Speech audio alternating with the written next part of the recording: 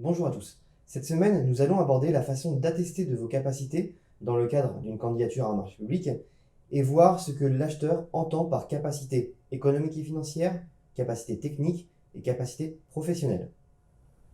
Alors, tout d'abord, les capacités économiques et financières, c'est ce qui va permettre à l'acheteur de s'assurer que vous avez bien la taille nécessaire pour exécuter le marché et la prestation par rapport à une valeur estimée du marché en comparaison à votre chiffre d'affaires généré habituellement.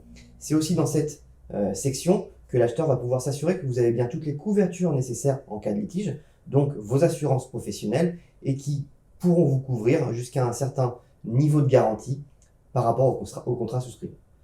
Ensuite, concernant la capacité technique, c'est ce qui va permettre à l'acheteur de bien s'assurer que vous avez les moyens d'exécuter le marché et la prestation.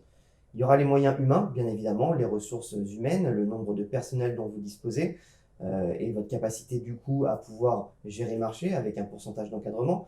Mais c'est également les moyens matériels où là, vous allez devoir fournir un descriptif assez détaillé de tout ce qui va vous servir à exécuter le marché. Donc les locaux, les ateliers, l'espace de stockage, les moyens de communication, les moyens informatiques, l'outillage, le parc de production, les véhicules, mais également, on a souvent tendance à l'oublier, tout ce qui va être logiciel, et notamment les licences. Donc ça peut aller simplement de la suite Office, par exemple, pour tout ce qui va être application bureautique, mais ça peut aller jusqu'à des logiciels de conception, des logiciels de PAO, des logiciels de planification, de montage vidéo.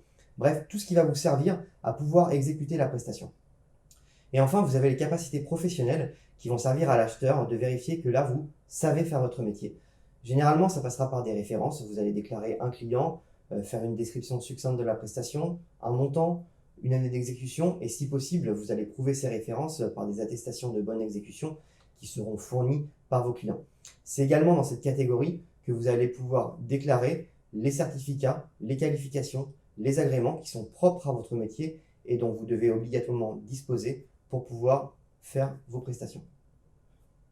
Alors c'est dans toutes ces capacités que nous venons de voir que l'acheteur peut spécifier des minimums pour pouvoir candidater au marché public.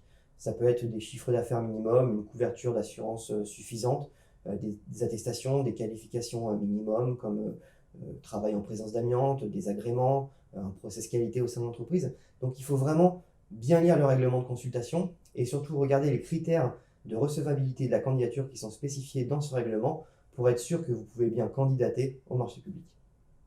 Et si cela n'est pas le cas, il ne faut absolument pas hésiter à répondre en co-traitance ou en sous-traitance. Parce qu'il faut savoir que toutes les capacités des opérateurs économiques que vous allez présenter avec vous au stade de la candidature, co-traitant, sous-traitant, pourront être cumulées avec les vôtres pour avoir un chiffre d'affaires minimum, bénéficier d'une attestation, d'une qualification ou d'une certification. Voilà, nous vous donnons rendez-vous jeudi. Vous allez retrouver notre article détaillé concernant la façon d'attester de vos capacités dans les marchés publics. Et nous nous retrouvons dès lundi pour clore ce dossier de la candidature dans les marchés publics en abordant les différents documents qui sont obligatoires au stade de la candidature. Bonne semaine.